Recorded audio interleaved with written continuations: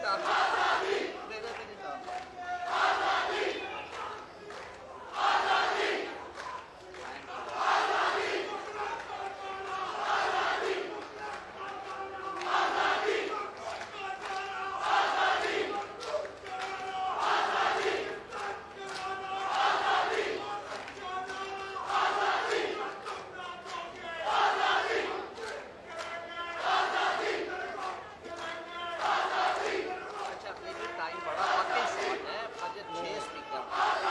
चाहता हूँ फिर नहीं आप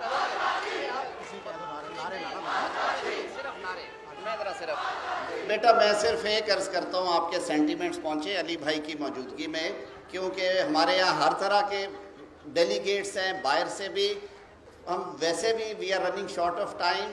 ये काइंडली स्लोगन्स हम करेंगे कॉन्फ्रेंस के इख्तितामी इजलास में जो कि पॉलिटिकल एजेंडे के साथ होगा, और उसमें इंशाअल्लाह अज़ीज़ आपको वो कलर भी नज़र आएगा जो हमें आसमा जहांगीर दे के गई हैं। हम इस सेशन को क्योंकि कंक्लूजन की तरफ लेके जा रहे हैं, आपके जज्बात हमारे सामने। अली अहमद कुर्द साहब।